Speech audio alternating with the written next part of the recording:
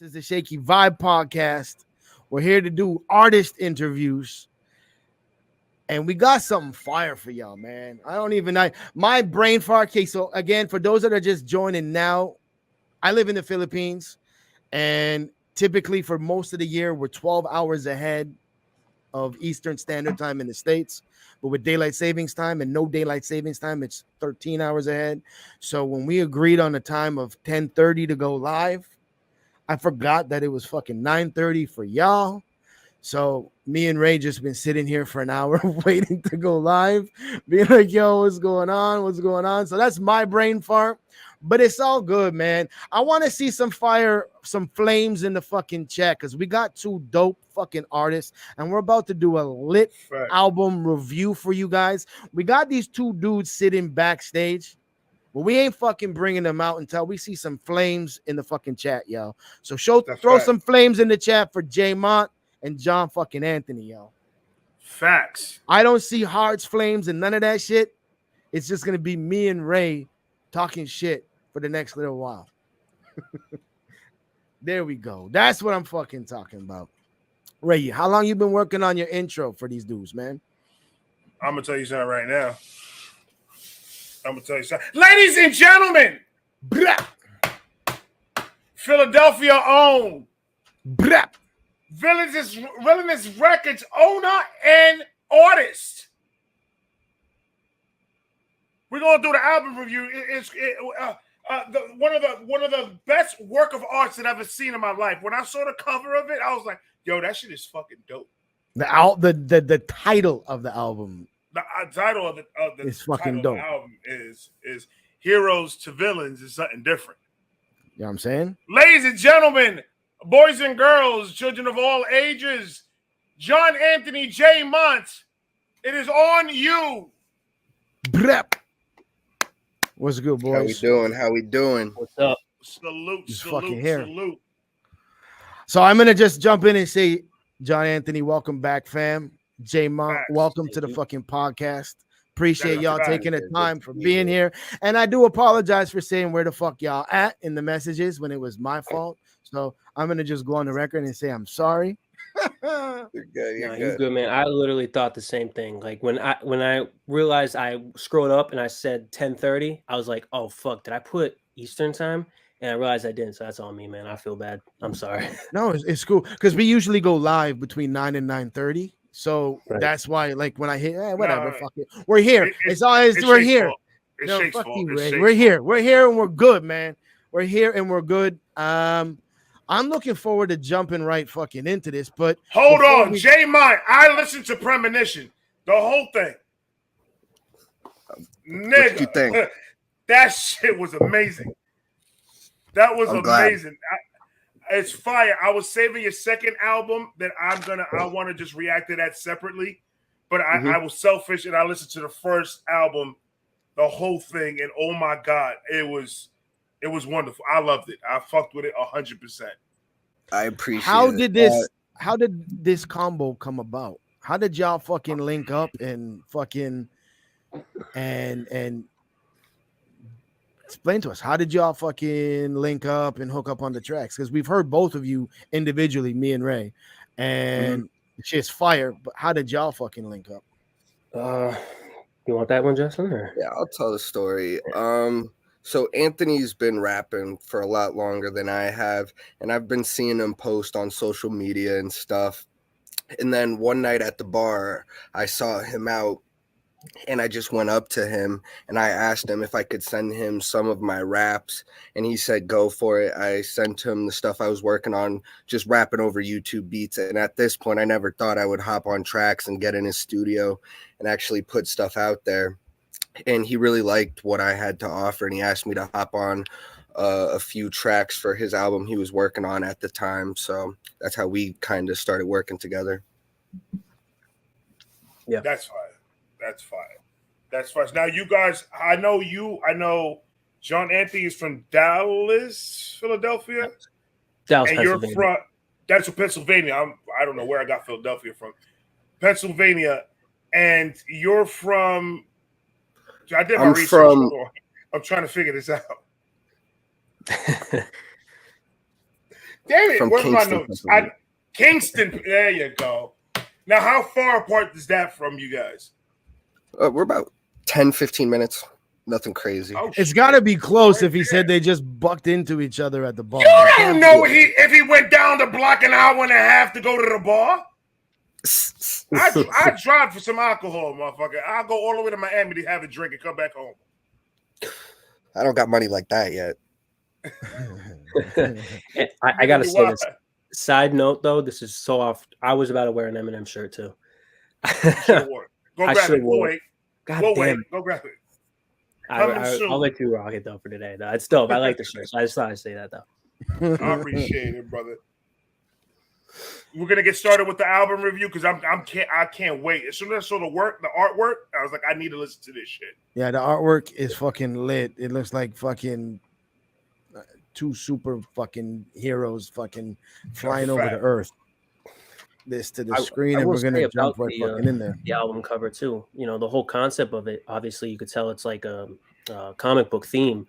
Right. We both knew we needed to make a duo album as soon as we came up with the idea for the album, like what we wanted to do, the concept of it, because we both love comic books. We like everything Marvel and stuff like that. So when we kind of came up with that idea, it was like it was an idea at first, like we're gonna make a duo album. Yeah, okay, let's do it. And I think like our hype was real, but I think once we figured out what the cover of the album was gonna be, oh my god, like the pursuit for the album after that was just insane. And then once we saw the concept art of the album, so you had the artwork done before you started making tracks, just to get. We like probably had a handful of tracks done. We just didn't have there was once the album cover was shown and the idea what we wanted to do, that's when it took off and we were just making song after song and it just came naturally. My biggest concern with putting the duo album off was like I didn't consider myself like a professional rapper, so I'm like, am I gonna have enough material and content to be able to do a solo album and a duo album in the same year? But I really just tried to push myself. A lot of sleepless nights. It's like rappers talk about the grind and sleepless nights, and I was like, oh, they're just capping about that. Like it's real. Like you find yourself if you don't know about the grind, like it's a grind. It's a fucking grind. Like it's a grind. It was tough. But we worked and we recorded. I recorded a verse in my basement a day before the album had to be in. Before John Anthony had to go on vacation, like we had to get it in. That's crazy. And in the description to this, is both of these artists' YouTube channels. Don't be afraid to help run them numbers up. Don't be afraid to share shit. That's how introduce your friends to it if you like it. That's how fucking shit pops off by people. Play on the holidays. Play on the holidays. Everybody likes good music on the holidays. Play this shit for Thanksgiving and Christmas. There's some songs there. Yeah, it's good. Absolutely. Absolutely. So I'm going to ask the first question, and the first question is to J Mont. Jay, yes, sir. Did you said in the beginning of this that you were still earlier on when you hit up John at the club, when you seen him at the bar or whatever. Did you see growth in yourself and the product that you were releasing throughout this album process? And if so, how?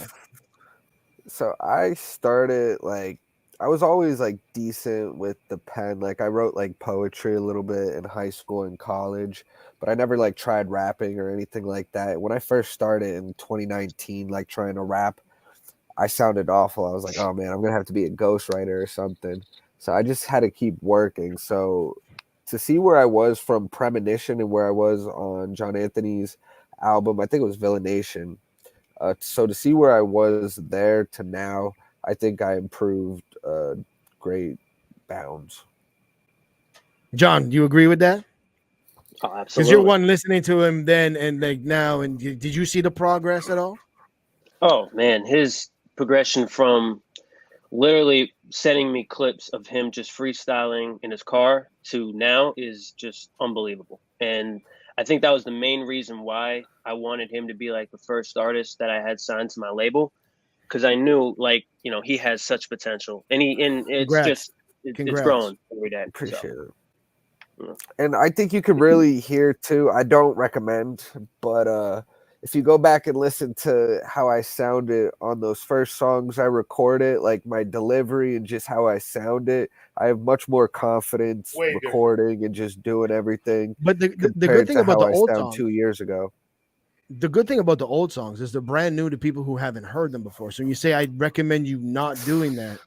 Like, a lot of times when people check, Spotify doesn't show the dates necessarily when shit was released. So like people that are new to you, they could hear a song that's 3 years old and it's brand new to For them. sure. So they might not That's know a when fact. the progression took place or any of that stuff. But so we're here, we're kicking it with John Anthony and J Mont. We're gonna open the floor to you guys.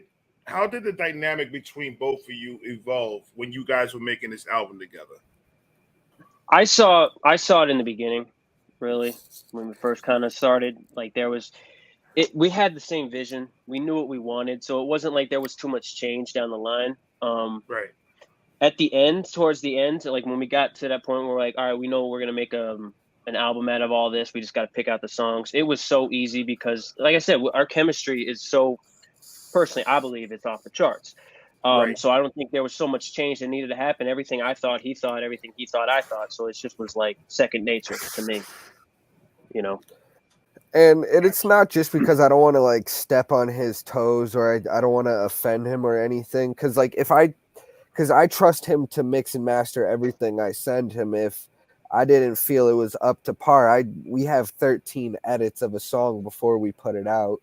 So it's not like we're afraid to tell each other, or if he thinks my tone should have been higher up or lower, he tells me and I fix it or work on it.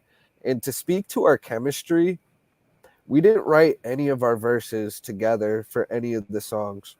So like for the content matter to be on par with each other and the songs to be coherent, we had no clue what each other wrote before we recorded each song. Wow. And I wanted to keep it that way because like we only meet up a couple days a month when we have time because we're just sending each other stuff. So I wanted to keep it that way because I felt it was more authentic and organic if we were just sending it back, and the chemistry really flowed that way. Can I ask a question? Were the beats and hooks in place though when you were writing to it, or was it just the beat? On I was some in and some in the hooks. Okay. So the hooks were already in place. So the concept, the relative concept was essentially there with the hook, and guys were just not creating together separately. For some of them. That's dope. Like the hooks, the songs I did specifically, he sent me the beat and he's like, I want you to do a hook for this. And I'm like, okay, I'll think of something. Or he would have wrote, I think for Talk It Up, he actually wrote the hook and he said he'd think it would be better if he liked how I would have sounded on the hook. So that was his executive decision. And I had decisions to let him kill more of the hooks because I felt he was like thriving in that. So, and I saved some of the hooks for my solo project because he's infinite with the hooks and I felt limited. So any of the hooks I wanted to take for a solo project, any of the hooks I was coming up with. It's lit. So you could definitely hear the chemistry for sure though. Oh, absolutely. I gotta ask this, Mont. Is DeMar DeRozan one of your favorite basketball players? No, I actually hate him, but because you have multiple references. There wasn't one; there was multiple references in there. I'm born and raised in Toronto, and I hate him. I hate him also, but I heard like at least two, maybe three references. He's lucky he has a very cool name and it rhymes with good things. Like you could form structured sentences around it. But he's lost me a lot of money sports betting. I don't mess with him. He's inconsistent. Yeah. Can't get it done. Very. He'll go 13 for 20, and then the next game he'll go 2 for 30. It's ridiculous. Legitly, him and Zach LaVine. I can't stand them. I just had to ask that because I heard multiple references. Did you guys have any like challenges or even a memorable moment in the process of making this album? I remember because this was back when I did my solo project, I released an album, Success Story, in the beginning of the year, and there's total difference between both of them. Like Success Story is all boom bap, classic sampling, and then there's obviously this one. And at that time, I was so in love with sampling and doing boom bap and stuff like that. I remember when we were talking about doing this duo at that time, and we were making some songs. We didn't have the artwork or title, any of that done. But I was so close to just being like to him, look, I think I'm just gonna like let you have the whole album. And I didn't tell him that. I was gonna say, I'm just gonna give you a bunch of beats. You can work on a whole album. I didn't know if I was gonna do it just because of the fact I was so into the sampling shit. And then I swear to God, once we did Give It To You, right, I knew there was no doubt in my mind. Like, I truly believe that song deserves, like, I don't say it about all my songs because I don't believe it, but I think that song deserves 1 million streams. Like, I really do. Yeah, like I think it has good replay value. It's catchy. You know, the whole album's got replay value. That's what I'm saying. What song off the album by the time? Because like from the mix, from writing it to the mix, from writing it to rehearsing your shit to the mix to the master to the release, what song from each of you was the song you got sick of the most of? Because like from an artist perspective, what most people in the chat might not necessarily know, or people that are watching the stream, is from an artist perspective, you listen to your track 2, 3, 4, 5, 600 times before it gets released. That you love it when you first write it, you love it when you record it, you love it when you hear the reference, but by the time it gets released, you're like, fuck, I'm never performing this song ever. So is it which song from each one of you guys was the song that did it for you guys, if there is one? You might think I'm hypocritical for saying this, but when I go to this day, like right now, I'm still getting people that are like, yo, 35 on my wrist, which is a lyric from Give It To You. That shit is kind of it can bother me a little bit, just because I don't know if they're joking or if they're like actually, I don't want to say it bothers me. I love the song, but man, like I swear, like everybody I know around here is like playing me that song, and they're like, yo, 35 on my wrist, I'm gonna give it to you. I'm like, cool. I don't know. All right, thanks. Thank you. That's the most genuine reaction that I've seen anyone give. It's like, right back at you, buddy. Yeah. How about you, Mont? That's awesome. For me, Action City, just because it was so like hard to record in the beginning. When he gave me that beat, I was like, he sent me that beat with his whole first part recorded already. That was the one where I heard it all fully, and then he sent me it, and it was like doof doof doof doof. I'm like, why would he do? I was like, why would he do this to me? And I'm like, it was the 808s. I couldn't time anything for like a month. I just sat on it, and he kept asking me about it. I was like, yeah, I'll get to it. And I was just like, I want to tell him I don't want to do this beat, but like his part was so good, I didn't want to waste it. And I'm just like, but he has pushed me to be so much better, because he sent me beats. I don't do some of those beats. I wouldn't rap over that or that style. So he's pushed me to and be on his level, because I don't want people to think he washed me on every track. So like I need to at least do something. That's like me when people send me drill beats. I'm like, yeah, I'm not touching that. I'm good. Thank you. I'm good. So Big Kahuna's got a question. I'm gonna pull it up here for a quick second. It says, J Ant and J Mont, you guys have shows coming up, and how are you preparing for those? Well, so far, the hardest part for me has been trying to, I don't know, a lot of people don't realize, like, when you're recording this song, then when you're actually performing it, it's a lot different. I obviously try to rap through all my verses and not do it in multiple takes, but a lot of the verses are multiple takes, so they sound crisp and all the vocals sound good. So just practicing the song so I'm up on the stage rapping enough. I'm like jogging and rapping my song so I can build up the breath support. And I'm just in my basement right now, just working on my movements. We're going to meet up with Frizz because he's our opener in a couple days. So we're going to meet up, That's lit. We're going to try to meet up and practice for a couple hours. Can I make a suggestion? Chemistry. Yeah. You guys can be each other's breath support. Pause. When you need a breath, fucking John jumps in. When John needs a breath, you jump in, and and to answer the other question, like all the songs are kind of tiring right now because I've listened to them about 1,000 times to learn all the lyrics totally. So I know when he needs a breath. I know all of his lyrics to his verses, and I'm sure he might know the same since he listened to mine 1,000 times as he was mixing and mastering. So I'm sure he knows them.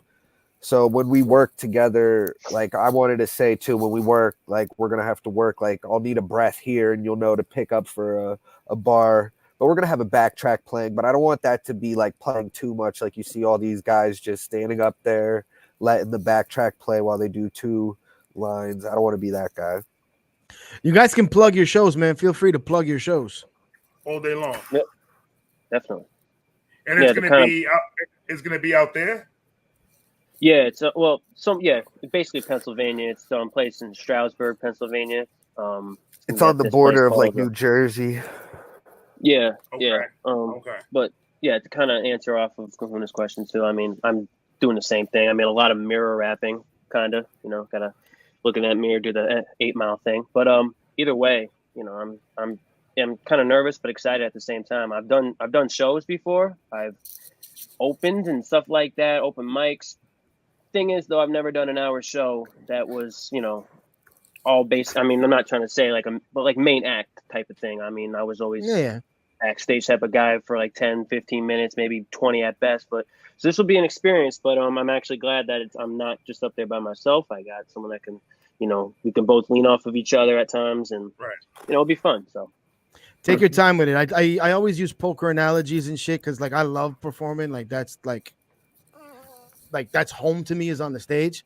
Take your time with it. Don't rush it and play with the crowd. Crowd interaction, man. Crowd interaction is fucking key.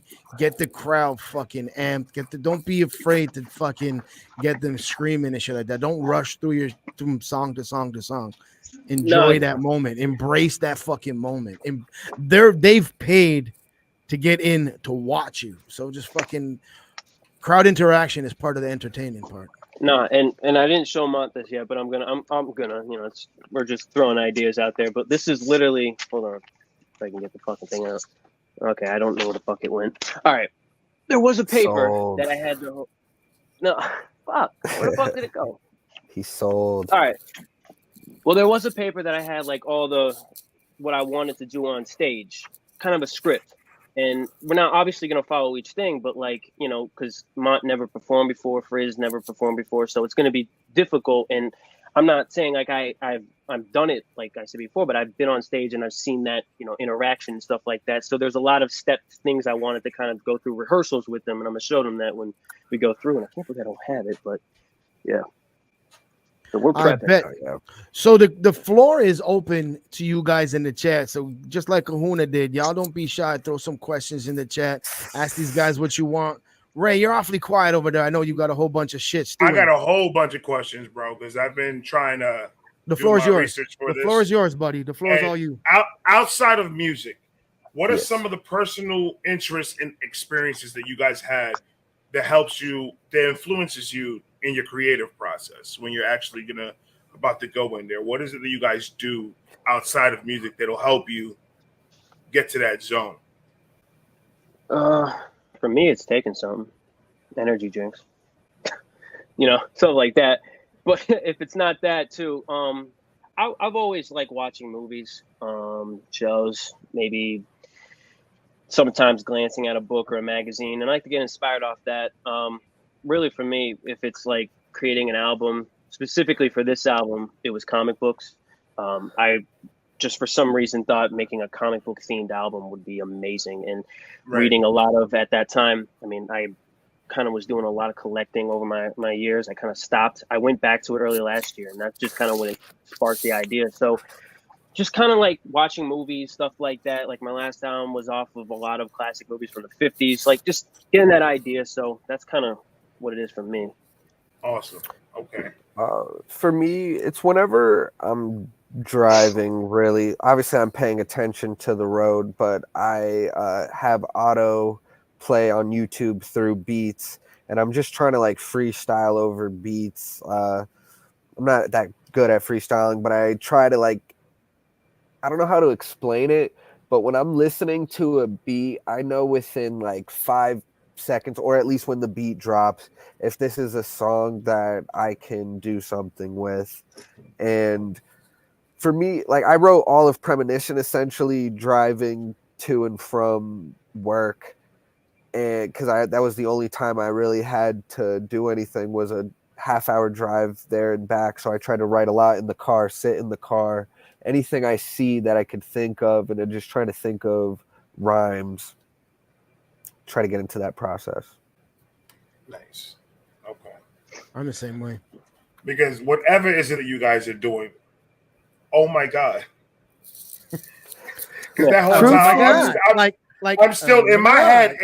In my head, I'm just like, you guys are talking. I'm trying to still hear the music that I just listened to, because I'm trying to get back to the album. My thing is, I approach music and writing music because obviously not everything we rap about we do. I try to approach it like I'm writing a book or a movie script for somebody, so that not even necessarily poetry in the sense of how it's structured or like the content, but like I want to create a picture. At least if somebody knows I'm not rapping about really what I'm doing, they could imagine themselves doing it, or they could see vividly what I'm talking about. And like, I hope the beats make people feel a certain way, or when a beat drops there and we're flowing a certain way, I want it to evoke a certain feeling, even if it's not in the lyrics, it's in the way I'm saying them, or the beat itself. Yeah, storytelling. Like, that's what Biggie didn't do 90% of the shit he did. He was just talking about what was around him and his surroundings, and he was one of the best storytellers of all time. That's a fact. Mm-hmm. Yep. Jeez. So this album was fire, man. I knew it was going to be good, but goes up there. I knew it was going to be good, but I didn't know what to expect going into it. And then it was like, from go, it was just on point. And you know, the craziest thing too is, I think we both were expecting, like when we kind of thought the idea to do the duo, I think we both kind of were expecting to kind of go lyrical in it, and you know, story tell a lot of things. And if you listen to his albums and my albums, I mean, that's what we do. We try to dissect, you know, multi-syllabic rhyming, putting shit together. And I think we both had that thought. But once we realized like the styles that we were going for with some of the beats I was sending him and shit like that, it kind of just made us feel like that the way the album came out was the correct way. I think that fit us both. Because like we are two different artists in a way, but we are so similar at the same time. So I think this fit it perfectly. Absolutely. Are you guys planning on working on anything else together? Doing like another collab album or maybe a mixtape or something? I mean, that's definitely I would think in the books. In the future, I hope to perform a few shows coming up together at least, and then we do have a remix to Renegade, Jay-Z, and Eminem. We did our own version that'll be dropping in a few months, probably. Actually, that's going to be dropping soon. I have I think we mentioned this when I was on here before this year or something. I said I do that Villainology mixtape things every year in December. So what is today's date? So next Sunday, 21st. Next Friday, the 1st of December. That's when the mixtape Volume 5 will come out. And I thought maybe I'd throw it on there if you want to do that, Justin. I got a question. Is there any music videos that are going to drop off the album? I mean, we have one for Give It To You. Yeah, we got one. Yeah, for that. My bad. But we want to do more, I think. Like definitely maybe one for Scary Season with Frizz. I would love to travel somewhere and do a concert. That'd be great. If we had if we knew people were gonna buy tickets, that'd be great. You know what popped into my head, Ray? Lyrics tends to go on the road a lot, and he's just across the border in Jersey. Maybe we can send Lyrics some of their shit. Maybe when Lyrics goes on the road, fucking. I'm on it. I'm gonna call Lyrics. I'm gonna call Lyrics after we're done here. I messaged him a while back too about some music. I didn't really hear from him, but he's so busy with so many different projects and stuff like that. Yeah, because he just dropped his out. Like, don't I can take that the imagine wrong some way. of these bigger artists who do so much, because just the day we had to do the music video was like a lot, and I'm just like, could you imagine doing this like 7 days a week if you had to do like 8 music videos? But I was now just imagine running your own entertainment company at the same time. like, Yeah. that's just You know that's what a I'm saying? lot. So like he's got a lot on his plate, but like I just think that would be a good mix. I think that would blend well together. How is Villainz Records going? Great, man. I mean, we're expanding. We're expanding and downgrading at the same time. I mean, I think that's the best thing, the best choice right now. We in about a couple more weeks or something, my management team, who I've had since 2020, and manages me and associates with Justin's music as well. We're going to be parting ways, but mutually parting ways, not like any ill will or anything. But we're going to find another management parent group that can help succeed us up more. We got a producer on the team who I just signed last year. We got an engineer. I got a publisher and a graphic designer on the team right now. So I'm kind of building out more of the landscaping before I want to add more artists. Because I know, I got Justin on the team for a while, so I'm happy about that. But That's yeah, we're always looking. But yeah, it's going good. So our goal is to put Northeast Pennsylvania underground on the map, because there really hasn't been no hip hop artists to come out of the Wilkes-Barre, Scranton area to do anything significant. So I feel like, especially with this album, after we do the concert, I feel like we can make some waves in this part of the state, especially in the Northeast part of the country. So the question in the chat from Lil Pistol is, we know this, but I'm still going to ask the question for you guys. And you also just addressed it with like the Wilkes-Barre, Scranton area in Pennsylvania. Where are you guys from, and who lyrically inspires y'all? So the location, it's about 2 hours north of Philly and 2 hours west of New York. So it's kind of like a triangle we're like the third point between New York City and Philly. Yeah. Kind of where the office, wherever the office was. Oh, I know. As soon as I hear Wilkes-Barre, Scranton, I hear fucking the theme song to The Office playing. Yeah, The Office. Yeah, pretty much. That's all it is. We got Office and Breaking Benjamin. And you said you like sampling. Why don't you sample The Office? Oh, please do sample The Office. Like Lil Wayne. I feel like that's gotta be why don't y'all got to throw some of your local awesome. You want to do something for the local underground scene in Wilkes-Barre, Scranton? Y'all need to fucking sample The Office and do a fucking cipher with all the dopest spitters from your fucking That hood. shit would be crazy. That would be sick. I'm just gonna throw that out there. I thought of something similar like that, like Brooklyn's Finest, how like Jay-Z and Biggie did it, but like Wilkes-Barre's Finest, and it would be like best rappers from our area. I've been trying to get a cipher like going. Like, I swear to God, I think last year he's been talking to me about it for a while, but we're gonna get it done. I promise you, we'll get it done. And like that. Who inspires me lyrically though? I try not to like bite people's flows and like what they say, but I try to get inspired by people. I really like Conway the Machine, Nas, Jay-Z, and surprisingly like Lil Uzi. Really? Just the way he goes about his like the way he does punchlines, I like sometimes. So I try to mix it up in who I listen to. J Mont, what experience is like being signed under Villainz Records under my man John Anthony's leadership? How did that feel when he said, "Yo, come aboard"?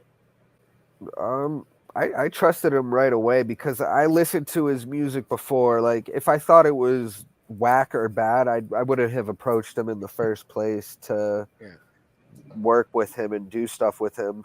So I trusted his ear for music and rap and his knowledge and what he suggests and what we do. So he allows me to put input, and he doesn't make it feel like a dictatorship or like an industry. Like, it's not like anything like that. And we have a good working relationship, keep it professional. And like I said, we're not afraid to step on each other's toes. If he thought something wasn't up to par, he would tell me, and I would tell him if I thought something didn't sound good. He sent back, I was like, we need to switch this up. And we never disrespect each other or anything. We suggest bars or we suggest rhymes to each other sometimes. If we're stuck, I'll ask him. I was like, what are you thinking here? Like, I'm stuck. So we'll help each other sometimes. I got a question. Because I just remember going back, John, to your track that you did with Mr. Belafonte, where you guys rewrote certain verses and stuff like that, not to one up each other, but every time you guys sent back a verse, it was like, whoa, whoa, whoa. Was there any of that going on during this album where it was like that you guys were not one upping, because you guys are a team on this album and you're on the same label and you're label mates, but was there times where one up the other and it's like, wait, I'm going to rewrite my, you know exactly where I'm going with this, John. Come on now. No, I can't really speak for Justin, but I definitely can say that there's been times where I had to go back and, I wouldn't say rewrite, but put more effort into the verse I just did, because I felt like he just put a lot of effort into it, and like, oh, mine kind of sagged a little bit. It wasn't like, oh, I gotta one it up. It was like, I want to be even. I want. Yeah, no, that's what I meant. I didn't mean like one up, because you guys are label mates and you guys are homies and shit. No, yeah, and I love that.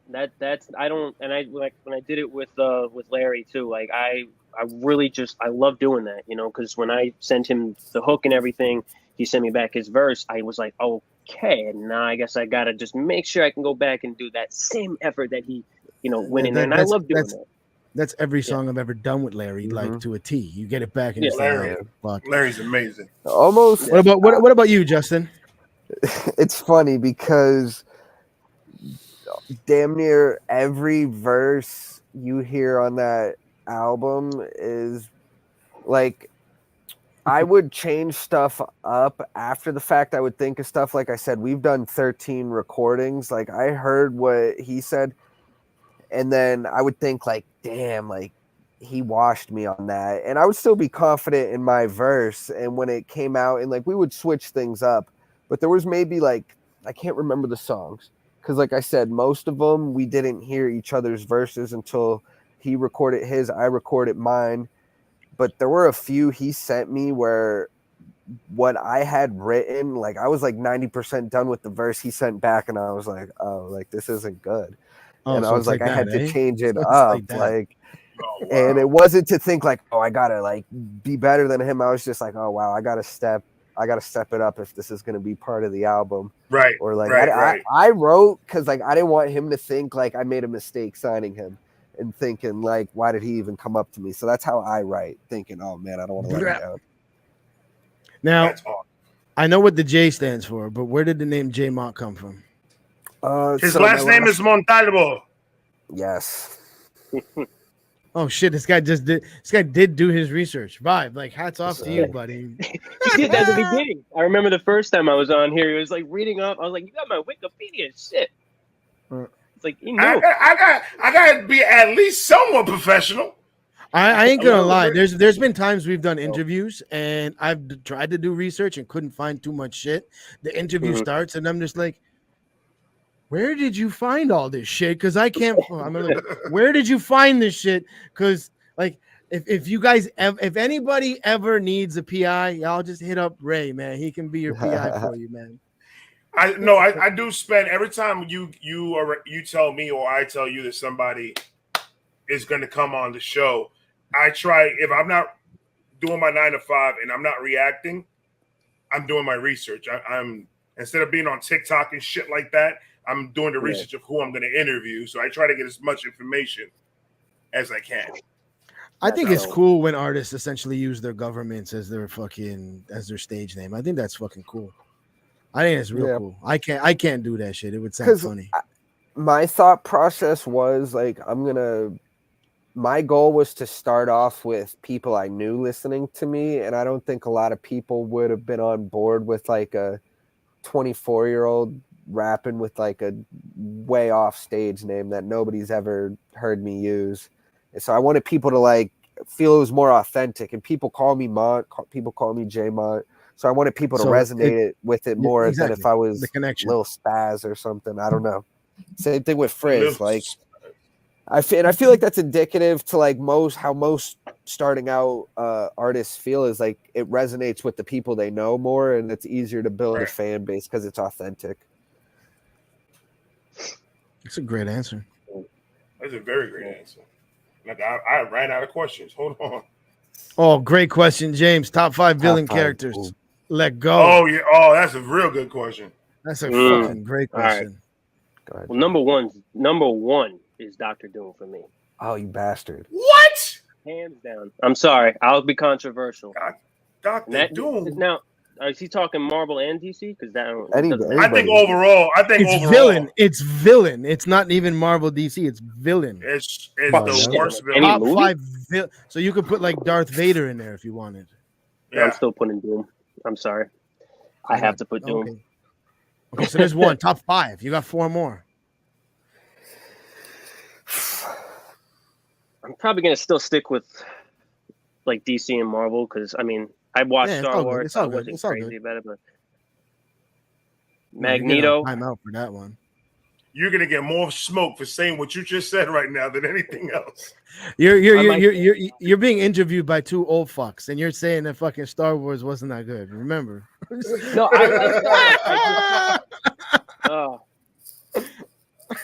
Two-Face. Two-Face is a good one. Harvey Dent is fire. Green Goblin and Joker. That would be my top 5. That's a good 5. Yeah. I like in no particular order. And I'm a villain guy for especially when it comes to Marvel, but I like Thanos and Galactus, Venom. And when it comes to DC, I really not a big villain guy. And I like the more powerful characters like the dark sides. And I'm not really a street. My favorite comic book character is Green Arrow, but I'm not really like a street tier character in terms of villains. Thanos, Galactus, Darkseid, Venom, and the Joker. Except when he nuked Metropolis in Injustice, that was brutal. Dude, they've done so much shit with with the Marvel, especially Marvel. Like I got Disney Plus, and it's like getting Marvel's convoluted. every fucking way. It's getting very convoluted now. I mean, I'm just looking for Secret Wars. I don't care about anything else but Secret Wars coming up. I want me. I just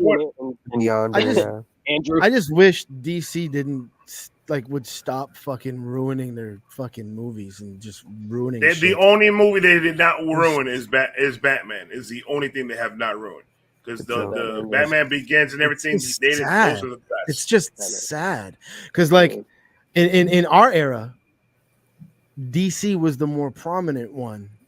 So like to me, they're ruining my childhood by fucking up all the comics I read.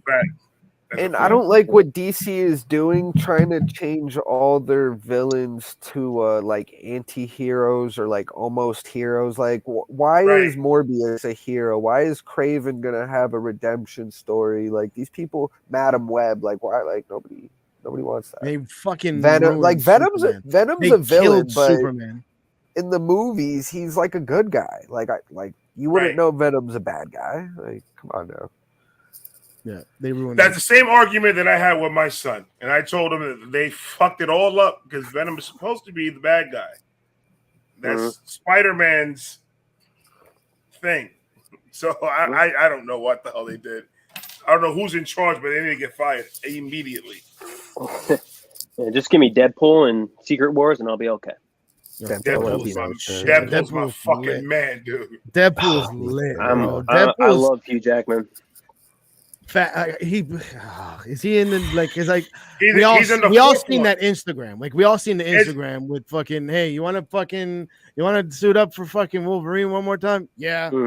Like when is that coming? Like that tease was 2.5, almost 3 years ago now. 2024. Sometime in 2024. That's all I know.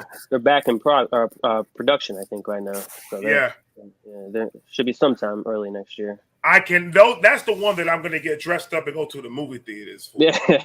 Because that one, that's my favorite X-Men is Wolverine. Yeah. I love Wolverine. And Deadpool is amazing. Well, nobody wants to see you wear a Deadpool costume. I said I'm gonna get dressed up. I said I'm gonna dress up in a costume. I'm not gonna dress up like Deadpool. Are you crazy? They gonna think I got a flashlight in my pocket the whole time. I ain't doing that shit. Oh shit. Jesus Christ. Jesus Christ.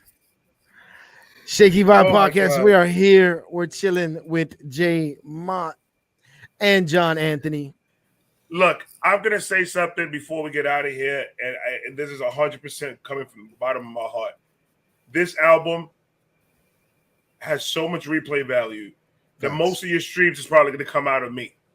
Because when I like an album, I've done this with all of Eminem's albums. I've done it with all of Montana's albums. I've done it with a lot of people that I listen to. I usually take this album and I repeat it over and over until when my wife tells me you're fucking playing that shit again, that's how I know that I listened to it enough. And this is one of those albums, 100%. 100%. There's one of those, man. Yeah, there's not too much shit that I listen to and I peep where it's like I can't wait to listen to it like off camera, but this is definitely one. This is one where I'm gonna send links to a couple of my people within the community and be like, yo, y'all got to get onto it, y'all got to react to it, y'all got to check this out. Like anything that we can do to help y'all, that's what we're here for. That's what this platform's all about. It's about helping independent artists and shit like that. And like Ray always says, John, you already know you guys got the key to the city. So fucking anytime you guys want, you got a good project, a big project dropping, just like you did, John. Hit us up. We got you. You're on here. Definitely on it. That's definitely the goal. Because like I said, I truly believe that if we were able to get 1 million people to listen to this album, 50,000 of them would become fans minimum, I believe. So, and I just think it's the key is getting it to the masses of the people. Yep. It's all about getting heard, getting eyes and ears on it, and anything that we can do to help that, we're definitely going to do that. I can speak for Vibe Reactions doing that. Ladies and germs, it is that time. We appreciate y'all chilling out, hanging out, keeping us company. That was J Mont. That is John Anthony. Vibe Reactions. I am Shakespeare. We appreciate y'all. This weekend we got who we got, Ray? We got Larry Bellyfat. And we got Greg Dose. And we got Greg Dose next week. We're doing another album review. So if you guys ain't doing nothing on the 26th, I think it's the 26th, right? Mm-hmm. Jump on the chat and start listening because we're doing Larry's album. Are we doing Larry's album review with Greg Dose? They got a bunch of tracks dropping. It's not an official EP or LP, but they got a bunch of tracks, and we're going to be listening to a bunch of music. But the community is going to be in the chat, people that y'all can connect with and vibe with. I'm pretty sure, John, that's how you hooked up with Larry and stuff like that through the YouTube community. Shakey Vibe Podcast. We appreciate y'all. Till next time, we out. Peace. Later. Peace.